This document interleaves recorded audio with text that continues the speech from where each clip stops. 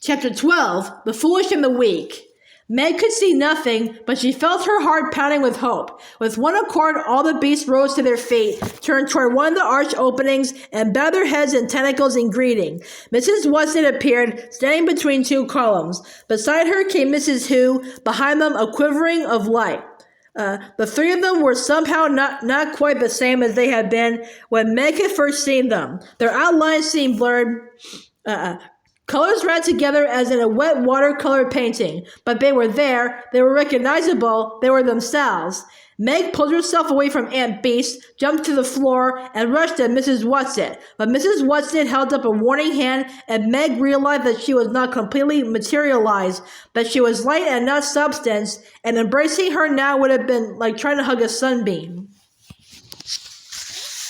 We had to hurry, so there wasn't quite time. You wanted us? Mrs. Watson asked, but Toss of the Beast bowed again and took a step away from the table and toward Mrs. Watson. It is a question of the little boy. Father left him, Meg cried. He left him on Camazotz. Appallingly, Mrs. Watson's voice was cold. And what do you expect us to do? Meg pressed her knuckles against her teeth so that her braces cut her skin. Then she flung out her arms pleadingly. But it's Charles Wallace. It has, said Mrs. Watson. Save him. Please save him. You know that we can do nothing on Camazotz, Mrs. Watson said, her voice still cold. You mean you'll let Charles be caught by it forever? Meg's voice rose shrilly. Did I say that? But we can't do anything. You know we can't. We tried. Mrs. Watson, you have to save him. Meg, this is not our way, Mrs. Watson said sadly. I thought you would know that this is not our way. Mr. Murry took a step forward and bowed, and to Meg's amazement, the three ladies bowed back to him. I don't believe we've been introduced, Mrs. Watson said. His father, you know his father.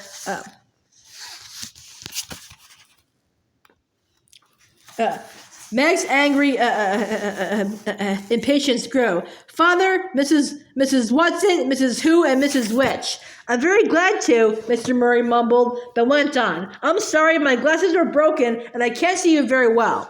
It's not necessary to see us, Mrs. Watson said. If you could teach me enough more about the Tesseracts, so that I could get back to Camazotz. What then? Came Mrs. Witch's surprising voice. I will try to take my child away from it.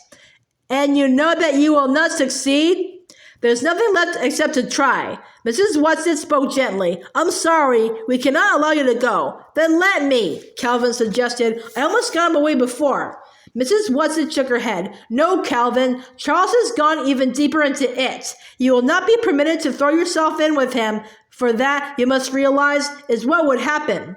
There was a long silence. All the soft rays filtering into the great hall seemed to concentrate on Mrs. Watson, Mrs. Who, and the faint light that must be Mrs. Witch. No one spoke. When the beast moved a tendril slowly back and forth across the stone tabletop. At last, Meg could stand it no longer, and she cried out despairingly, Then what are you going to do? Are you just going to throw Charles away? Mrs. Witch's voice rolled formidably across the hall. Silence, child! But Meg could not be silenced. She pressed closely against Aunt Beast, but Aunt Beast did not put the protecting tentacles around her. I can't go, Meg cried. I can't! You know I can't! Did anybody ask you to? The grim voice made Meg's skin prickle into goose flesh. She burst into tears. She started beating at Aunt Beast like a small child having a tantrum. Her tears rained down her face and spattered Aunt Beast's fur. Aunt Beast stood quietly against the assault. All right, I'll go, Meg sobbed. I know you want me to go. We want nothing from you that you do without grace, Mrs. Watson said, or that you do without understanding. Meg's tears stopped as abruptly as they had started, but I do understand. She felt tired and unexpectedly peaceful. Now the coldness that, under Aunt Beast's ministrations, had left her body had also left her mind. She looked toward her father and her confused anger was gone, and she felt only love and pride. She smiled at him, asking forgiveness, and then pressed up against Aunt Beast. This time, Aunt Beast's arm went around her. Mrs. Witch's voice was grave. What do you understand? But it has to be me. It can't be anyone else. I don't understand Charles, but he understands me. I'm the one who's closest to him. Father's been away for so long, since Charles Wallace was a baby. They don't know each other, and Calvin's only known Charles for such a little time. If it had been longer, that he would have been the one, but oh, I see, I understand. It has to be me. There isn't anyone else. Mr. Murry, who had been sitting, his elbows on his knees, his chin on his fists, rose. I will not allow it. Why? Mrs. Witch demanded. Look, I don't know what or who you are, and at this point I don't care. I will not allow my daughter to go alone into this danger. Why? You know what the outcome will probably be, and she's weak. Now, weaker than she was before. She was almost killed by the black thing. I fail to understand how you can even consider such a thing. Calvin jumped down. Maybe it's right about you, or maybe you're in league with it. I'm the one to go if anybody goes. Why did you bring me along at all? To take care of Meg. You said so yourself. But you have done that, Mrs. Watson assured him. I haven't done anything, Calvin shouted. You can't send Meg. I won't allow it. I'll put my foot down. I won't permit it. Don't you see that you're making something that is already hard for Meg even harder? Mrs. Watson asked him. Aunt Beast turned tentacles toward Mrs. Watson. Is she strong enough to test her again? You know what she has been through.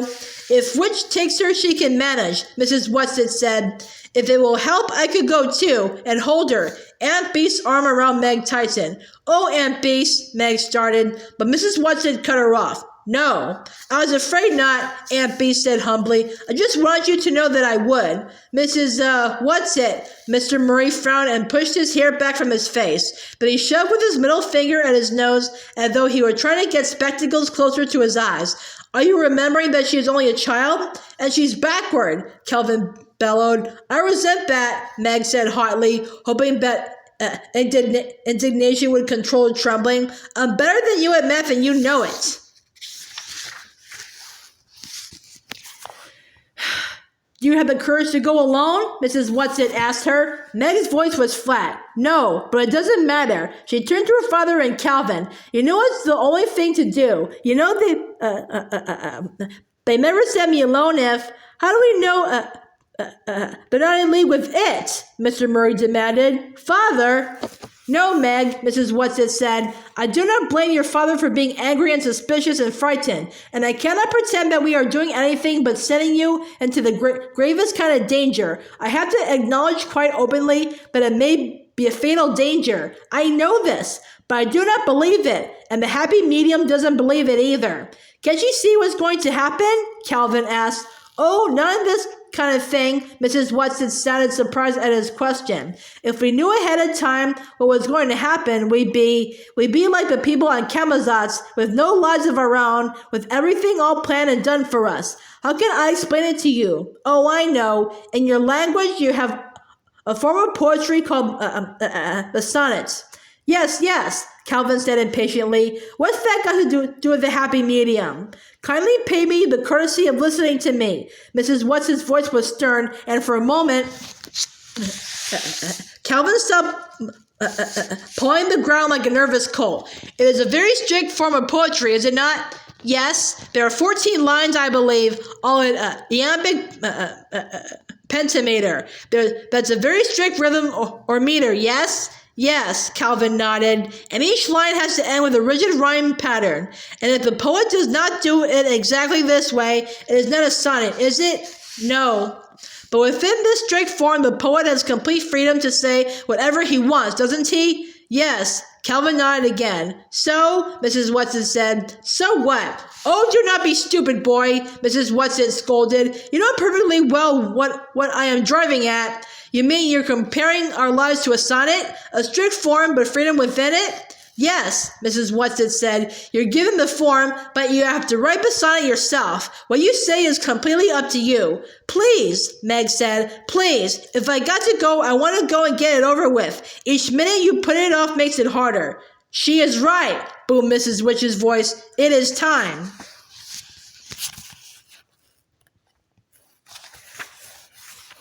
You must say goodbye. Mrs. Watson was giving her not permission but a command. Meg curtsied clumsily to the beast. Thank you all, very much. I know you saved my life. She did not add what she could not help thinking. Saved it for what? So that it could get me? She put her arms about Aunt Beast, pressed up against the soft, fragrant fur. Thank you, she whispered. I love you. And I you, little one. Aunt Beast pressed gentle tendrils against Meg's face. Cal, Meg said, holding out her hand. Calvin came to her and took her hand, then drew her roughly to him and kissed her. He didn't say anything, and he turned away before he had a chance to see the surprised happiness that brightened Meg's eyes.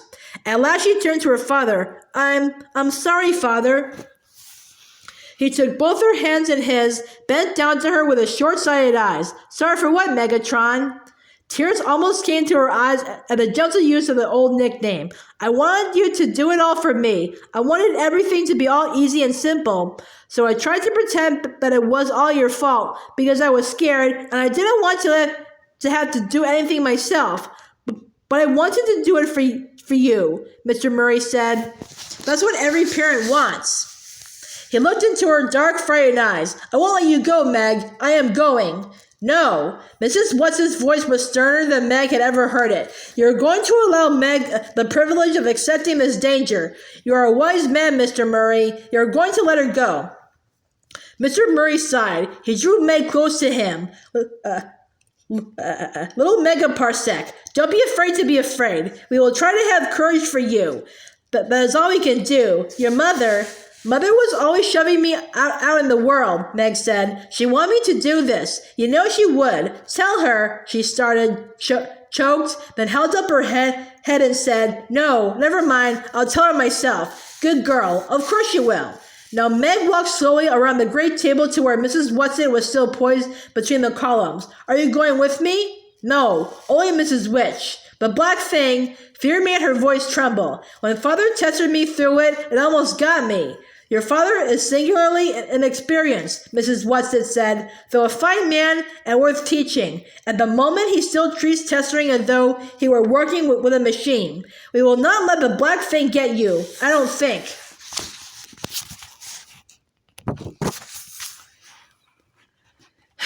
This was not exactly comforting. The momentary vision and faith that had come to Meg dwindled. But suppose I can't get Charles Wallace away from it? Stop! Mrs. Watson held up her hand. We gave you gifts the last time we took you to Camazotz. We will not let you go empty-handed this time. But what we can't give you now is nothing you can touch with your hands. I give you my love, Meg. Never forget that. My love always. Mrs. Who, eyes shining behind spectacles, beamed at Meg. Meg felt in her blazer pocket and handed back the spectacles she had used on Camazotz.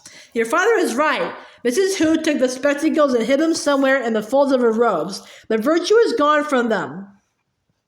And what I have to give you this time, you must try to understand not word by word, but in a flash, as you understand the Tesseract. Listen, Meg, listen well. The foolishness of God is wiser than men, and the weakness of God is stronger than men. For ye see your calling, brethren. How that not many wise men after the flesh, not many mighty, not many noble are called, but God hath chosen the foolish things of the world to confound the wise, and God hath chosen the weak things of the world to confound the things which are mighty. And base things of the world, and things which are despised, hath God chosen, yea, and things which are not, to bring to naught things that are. She paused, and then she said, May the right prevail. Her spectacles seemed to flicker. Behind her, through her, one of the columns became visible. There was a final gleam from the glasses, and she was gone. Meg looked nervously to where Mrs. Watson had been standing before Mrs. Who spoke. But Mrs. Watson was no longer there. No! Mr. Murry cried, and stepped toward Meg. Mrs. Witch's voice came through her shimmer. I cannot hold your hand, child. Immediately, Meg was swept into darkness, into nothingness, and then into the icy, devouring cold of the black thing. Mrs. Witch won't let it get me, she thought over and over, while the cold of the black thing seemed to crunch at her bones. Then they were through it, and she was standing breathlessly on her feet on the same hill on which they had first landed on Camazotz. She was cold and a little numb, but no worse than she had often been in the winter in the country when she had spent an afternoon skating on the pond. She looked around. She was completely alone. Her heart began to pound. Then, seeming to echo from all around her, came Mrs. Witch's unforgettable voice. I have not given you my gifts. You have something that it has not. This something is your only weapon, but you must find it for yourself. Then the voice ceased, and Meg knew that she was alone.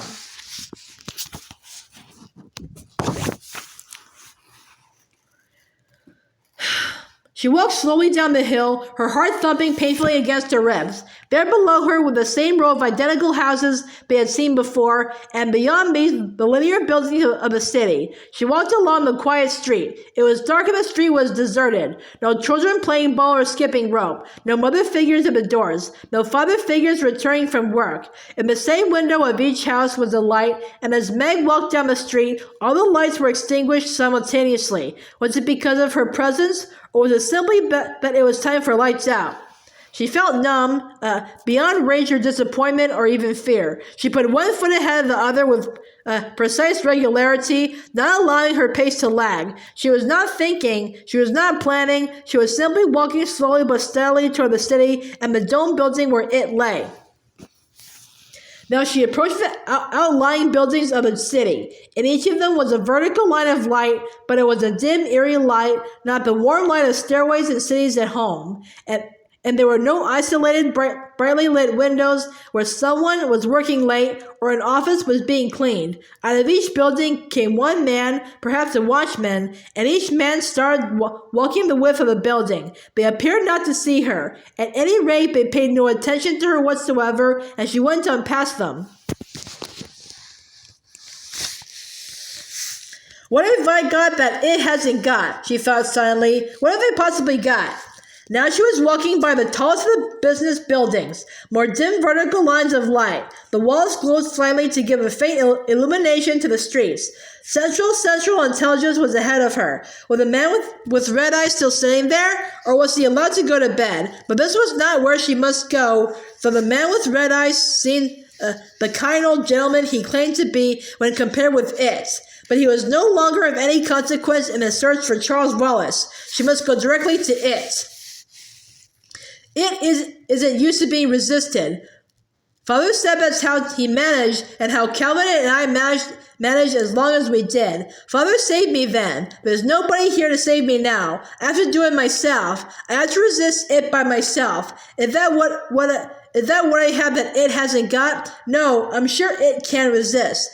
It just isn't used to having other people resist. Central Intelligence blocked with its huge rectangle the end of the square. She turned to walk around it, and almost imperceptibly her steps slowed. It was not far to the great dome which housed it. I'm going to Charles Wallace. That's what's important. That's what I have to think of. I wish I could feel numb again the way I did at first. Suppose it has him somewhere else. Suppose he isn't there.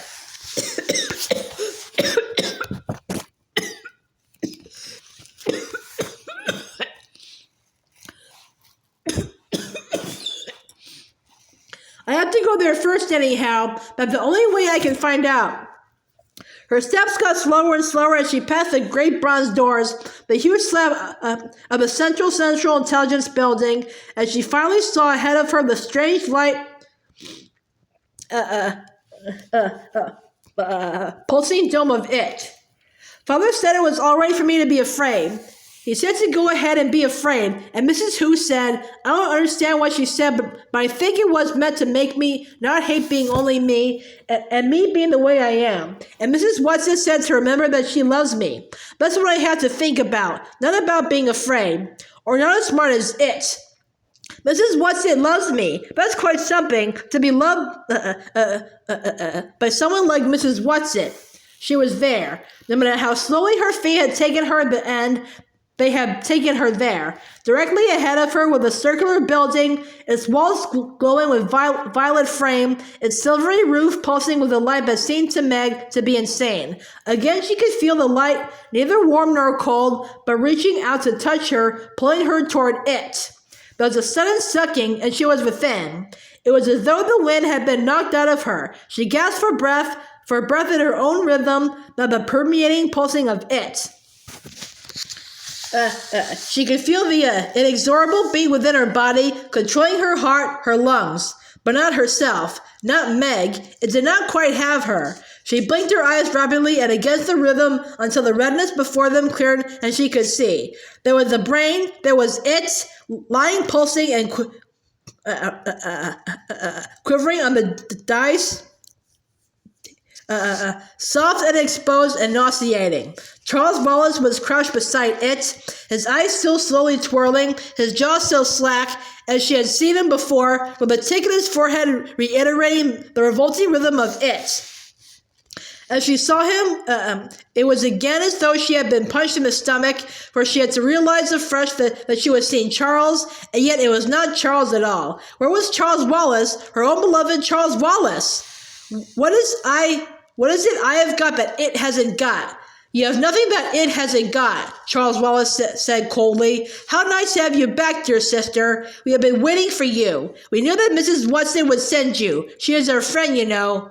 For an appalling moment, Meg believed, and in that moment she felt her brain being gathered up into it. No, she screamed at the top of her lungs. No, you lie. For a moment she was free from its clutches again. As long as I can stay angry enough, it can get me. Is that what I have that it doesn't have? Nonsense, Charles Wallace said. You have nothing that it doesn't have. You're lying, she replied, and she felt only anger toward this boy who was not Charles Wallace at all. No, it was not anger, it was loathing, it was hatred, sheer and adulterated, and as she became lost in hatred, she also began to be lost in it. The red miasma swam before her eyes, her stomach churned in its rhythm, her body trembled with the strength of her hatred and the strength of it. With the last vestige of consciousness, she jerked her mind and body. Hate was nothing that it didn't have. It knew all about hate. You were lying about that, and you were lying about Mrs. Watson, she screamed. Mrs. Watson hates you, Charles Wallace said.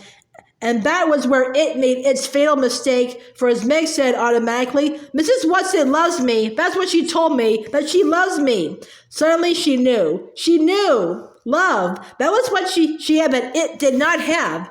She had Mrs. Watson's love, and her father's, and her mother's, and the real Charles Wallace's love, and the twins, and Aunt Beast's.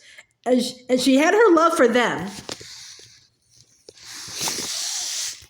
But how could she use it? What was she meant to do? If she could give love to it, perhaps it would shrivel up and die. For she was sure that it could not withstand love. But she, in all her weakness and foolishness and baseness and nothingness, was incapable of loving it. Perhaps it was not too much to ask of her, but she could not do it. But she could love Charles Wallace. She could stand there and she could love Charles Wallace. Her own Charles Wallace, the real Charles Wallace, the child for whom she had come back to Camazotz, to it, the baby who was so much more than she was, and who was yet so horribly vulnerable. She could love Charles Wallace. Charles, I love you, my baby brother who always takes care of me. Come back to me, Charles Wallace. Come away from it. Come back. Come home. I love you, Charles. Oh, Charles Wallace, I love you. Tears were streaming down her cheeks, but she was unaware of them. Now she was even able to look at him, at this animated thing that was not her own Charles Wallace at all. She was able to look and love. I love you, Charles Wallace. You are my darling and my dear, and the light of my life and the treasure of my heart. I love you. I love you. I love you.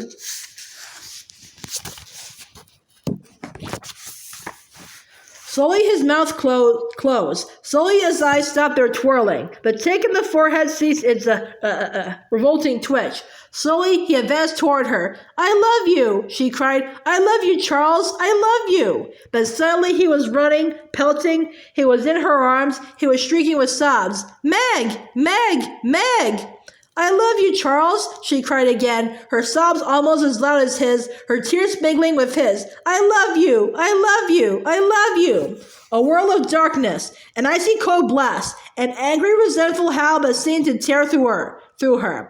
Darkness again. Through the darkness to save her came a sense of Mrs. Watson's presence, so that she knew it could not be it who now had her in its clutches. And then the feel of earth beneath her, of something in her arms, and she was rolling over on the streets, smelling autumnal earth, and Charles Wallace was crying out, "Meg! Oh, Meg!" Now she was hugging him close to her, and his little arms were clasped tightly about her neck. "Meg, you saved me! You saved me!" he said over and over. "Meg!" came a call, and there were her father and Calvin hurrying through the darkness toward them. Still holding Charles, she struggled to stand up and look around. "Father! Cal! Where are we?" Charles Wallace, holding her hand tightly, was looking around too, and suddenly he laughed. His own sweet, contagious laugh. "In the twins' vegetable garden. And we landed in the broccoli." Meg began to laugh too, at the same time that she was trying to hug her father, to hug Calvin, and not to let go of Charles Wallace for 1 second. "Meg, you did it!" Calvin shouted. "You saved Charles. I'm very proud of you, my daughter." Mr. Murry kissed her gravely, then turned toward the house. "Now I must go into Mother." Meg could tell that he was trying to control his anxiety and eagerness. "Look!" She pointed to the house, and there were the twins and Mrs. Murry walking toward them through the long wet grass. "First thing tomorrow, I must get some new glasses," Mr. Murry said, squinting in the moonlight, and then started to run toward his wife. Dennis's voice came crossly over the lawn. "Hey, Meg, it's bedtime." Sandy suddenly yelled, "Father!" Mr. Murry was running across the lawn, Mrs. Murry running toward him, and they were in each other's arms, and then there was a tremendous happy jumble of arms and legs and hugging, the older Murrays and Meg and Charles Wallace and the twins, and Calvin grinning by them until Meg reached down and pulled him in, and Mrs. Murry gave him a special hug all of his own. They were talking and laughing all at once when they were startled by a crash, and Farden Breast, who could bear being left out of the happiness not 1 second longer, catapulted his sleek black body right through the screen door to the kitchen. He dashed across the lawn to join the joy and almost knocked them all over with the exuberance of his greeting. Meg knew all at once that Mrs. Watson, Mrs. Who, and Mrs. Witch must be near, because all through her she felt a flooding of joy and of love that was even greater and deeper than the joy and love which were already there. She stopped laughing and listened, and Charles listened too. Hush! Then there was a whirring, and Mrs. Watson, Mrs. Who, and Mrs. Witch were standing in front of them, and the joy and love were so tangible that Meg felt that if she only knew where to reach, she could touch it with her bare hands. Mrs. Watson said breathlessly, "Oh, my darlings, I'm sorry we don't have time to say goodbye to you properly. You see, we have to." But they never learned what it was that Mrs. Watson, Mrs. Who, and Mrs. Witch had to do, for there was a gust of wind, and they were gone.